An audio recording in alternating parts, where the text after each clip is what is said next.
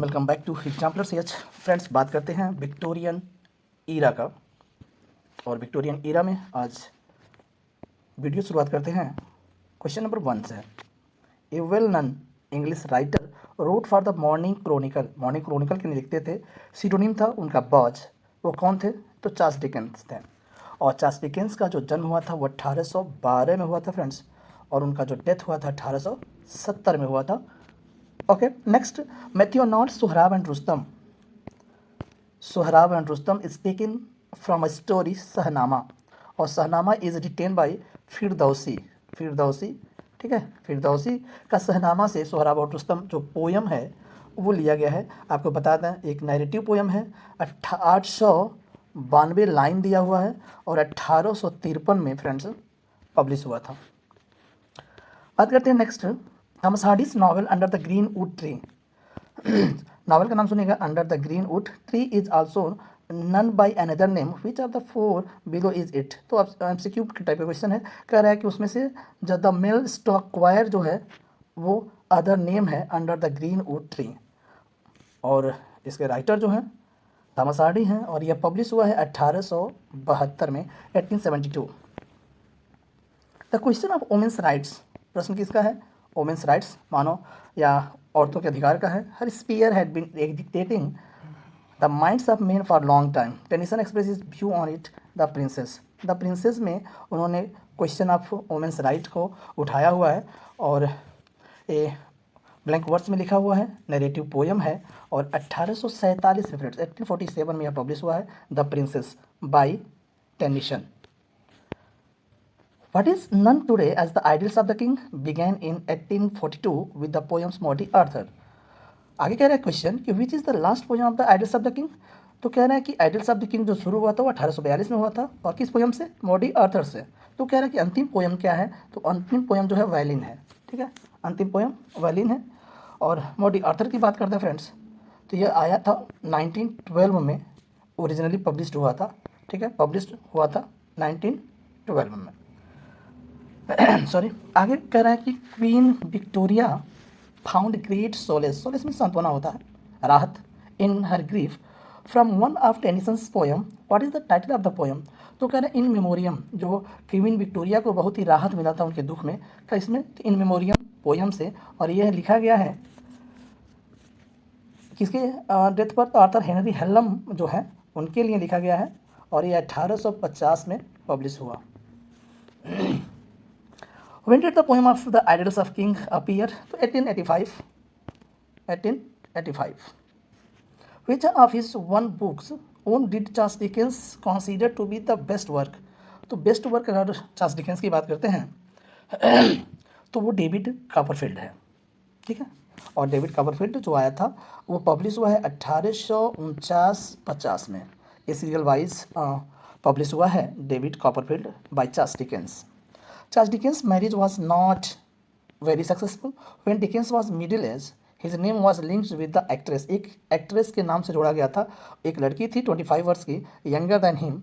What her name? तो उसका नाम है एलेन टर्नन, ठीक है। एलेन टर्नन जो एक एक्ट्रेस थी, उसके नाम से चार्ल्स डिकेंस का नाम जोड़ा गया था जब वो यूथ थे, मिडिल एज में थे, तब की बात कर रहा है,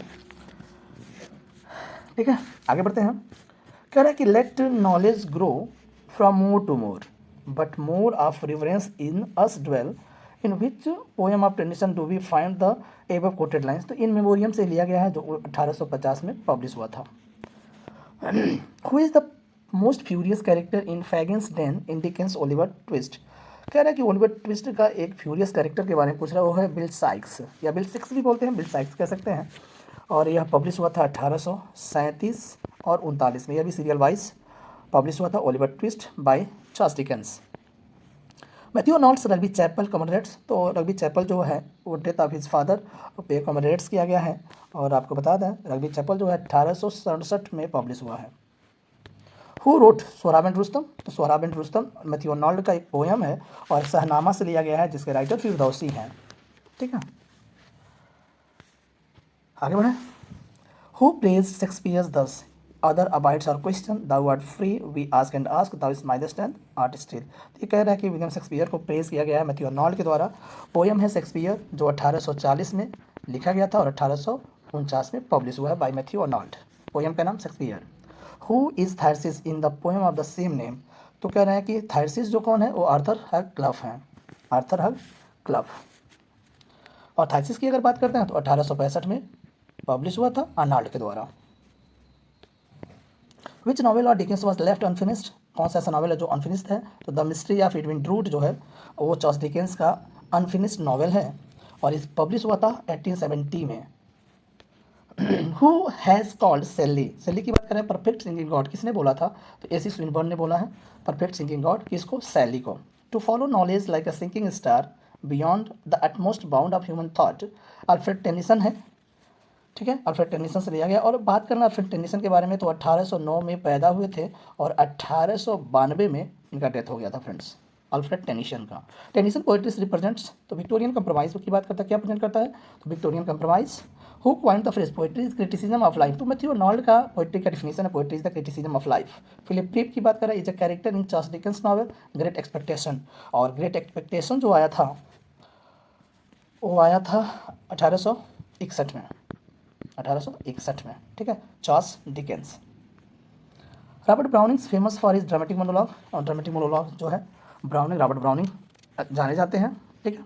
नेक्स्ट क्वेश्चन है कि in which poem does Tennyson communicated his friend Arthur Hallam. तो कह रहा है कि आर्थर हेलम की बात कर रहा है तो वो इन मेमोरियम है और ये आया था 1850 में, ठीक है। Which poet wrote the poem in title Dover Beach. तो डबल विच किसने लिखा है तो उसने लिखा है मैथ्यू अर्नोल्ड ने और पब्लिश हुआ था 1867 में, ठीक है, Dover Beach Matthew Arnold. Bathsheba is the heroine of far from the madding crowd. ये भी इंपॉर्टेंट है। बाथशेबा जो है एक हीरोइन है for from the madding crowd novel का बाई थॉमस हार्डी। एक चौथा नावल इसको बोला जाता है, फोर्थ नावल बोला जाता है हार्डी का। और 1874 यानी 1874 में यह पब्लिश हुआ था, ठीक है, far from the madding crowd Bathsheba. Which epithet brings out the most characteristic quality of David Copperfield pinpointed by the majority of Dickens scholars। तो बहुत सारे लोग डेविड कॉपरफील्ड को ऑटोबायोग्राफिकल मानते हैं। तो यही पूछ रहा है कि डेविड कॉपरफील्ड के बारे में क्या राय है अन्य लोगों का। तो बहुत सारे लोग ऑटोबायोग्राफिकल ही बोले हैं। Break break break was written the death of Arthur Hallam. तो कह रहा है कि आर्थर हेलम जो है एक पोयम है, सॉरी एक इनके फ्रेंड हैं उन पर यह लिखा गया, उनके डेथ पर लिखा गया है ब्रिक ब्रिक ब्रिक। और यह पोयम है टेनिसन के द्वारा है लिखा गया है 1835 में और पब्लिश हुआ है 1842 में, ध्यान रखिएगा। The name of Alfred Tennyson's famous algae is in memoriam. और फेमस एल्जी जो है इन मेमोरियम 1850 में पब्लिश हुआ है और आप जानते ही हैं किन पर बेस्ट है। In which category will you place Arnold such a critic. तो किस कैटेगरी में रखेंगे तो जो क्लासिस्ट है क्लासिस्ट कैटेगरी में रखा जाएगा अर्नोल्ड को as a critic. To strive to seek to find and not to yield occurs in the poem Ulysses by Tennyson. और यह लिखा गया था 1833 में यूलिसस और पब्लिश हुआ था 1842 में, ठीक। आगे करें the name of the protagonist of the Mayor of the Casterbridge. तो मेयर ऑफ कास्टर बीच जो है एक नॉवेल है और वेसेक्स नॉवेल कहलाता है थॉमस हार्डी का। और उसमें जो प्रोटोगनिस्ट है वो माइकल हेंचर्ड है, ठीक है, माइकल हेंचर्ड। पब्लिशिंग की बात करते हैं तो 1886 में पब्लिश हुआ था। The lotus eaters was composed bye Alfred Tennyson. जो लोटस ईटर है वो टेनिसन के द्वारा कंपोज किया गया है, पोएम है और पब्लिश हुआ है 1832 में। Dickens a tale of two cities की बात करें तो पेरिस एंड लंदन और यह पब्लिश हुआ था 1859 में। आगे करें हुज नॉवेल थ्रू लाइट क्या कर रहा है, थ्रो लाइट। कौन से नॉवेल जो थ्रो करता है लाइट प्रकाश कर फोकस करता है। The miseries of poor orphan children यानी गरीब जो क्या बोलते हैं बेसहारा बच्चे होते हैं, अनाथ बच्चे होते हैं, वो डिकेंस के नावल में ही देखने को मिलता है। What is the unique quality of Dickens summer. तो इसमें कहना है कि इट ब्लेंड्स समर विद पैथस। कह रहा है कि हमर होता है लेकिन पैथस भी उसके साथ साथ होता है, यही ब्लेंड्स मिस होता है मिलना। Who regarded poetry as the criticism of life. तो मैथ्यू अर्नोल्ड का ये डिफिनेशन है poetry is the criticism of life, Matthew Arnold. Next है Desperate Remedies is the novels by Hardy और यह पब्लिश हुआ था 1871 में, ठीक है, by Hardy. What is the title of Hardy's epic drama. तो जो एपिक ड्रामा कहलाता है वो डायनास्ट है, द डायनास्ट। और यह पब्लिक 1 एक्ट प्ले है और यह 1 एक्ट प्ले है और 1904 में पब्लिश हुआ है, the Dynasts. Michael Henchard began his life as a hay trusser. Hay से पुआल काटने या भूसा बनाने वाले को बोलते हैं। माइकल हेंचर्ड जो है वो अपना करियर से शुरू करता है हेट रेसर से, और ये लिया गया किसे, मेयर ऑफ कास्टर से, जो 1886 में आया था, by Thomas Hardy. In which magazine were published the first series of the essay of Elia by Charles London magazine में पब्लिश हुआ था। Who possess the natural simplicity of Wordsworth, important है, ध्यान रखिएगा। Who possess the natural simplicity of Wordsworth, the fantasy of Coleridge, the melody of Keats and Shelley, the narrative vigour of Scott. इन्हें बोला जाता है, mister tension को बोला जाता है कि ये सब वर्ड्सवर्थ का भी कुछ हिस्सा, कॉलरीज का कुछ हिस्सा, कीट्स और सेली का कुछ हिस्सा, और स्कॉट, वाल्टर स्कॉट जो वेवरली के लिए जाने जाते हैं, उनका सम्मिश्रण है अपने अल्फ्रेड टेनिशन। ठीक है। Charles Dickens is the novelist of the Victorian age, done. और विक्टोरियन एज की बात करते हैं 1837 टू 1901। ठीक है। सेड अबाउट सेली, किसने बोला था, he was alone the perfect singing God, तो परफेक्ट सिंगिंग गॉड ऐसी स्विनबर्न ने बोला है सेली को। चार्ल्स डिकेंस फादर्स क्लर्क, जो उसके पिता थे वो एक क्लर्क थे। कह रहे कि प्रोटोगनिस्ट ऑफ ग्रेट एक्सपेक्टेशन, तो जो ग्रेट एक्सपेक्टेशन नॉवेल है, ठीक है, वो उसका जो मेन हीरो है वो है Pip. Matthew Arnold's study at university of Oxford में पढ़े हैं Matthew Arnold. The sub title of the Tess d'Urbervilles, तो ए प्योर वोमेन इसका सब टाइटल है। टेस जो एंजल क्लियर ने इसको सिट्यूस करता है उस पोएम में, उस नॉवेल में, ध्यान रखिएगा। और ये आया हुआ था 1891 में, पब्लिश हुआ है by Thomas Hardy. Arnold mourns whose ultimately untimely death in his elegy in title Thyrsis, तो अर्नोल्ड कह रहा है थाइसिस उन्होंने लिखा, एलजी है, आर्थर हक क्लफ के पर उनके डेथ पर लिखा हुआ है। ठीक है, और इंपॉर्टेंट है, एलजी है। The Dynasts is Thomas Hardy's verse drama, epic drama भी बोलते हैं लोग, कुछ लोग डायनास्ट, और क्या है, वर्स ड्रामा भी बोलते हैं, और आया था 1904 में डायनास्ट। ठीक है, बाय हार्डी।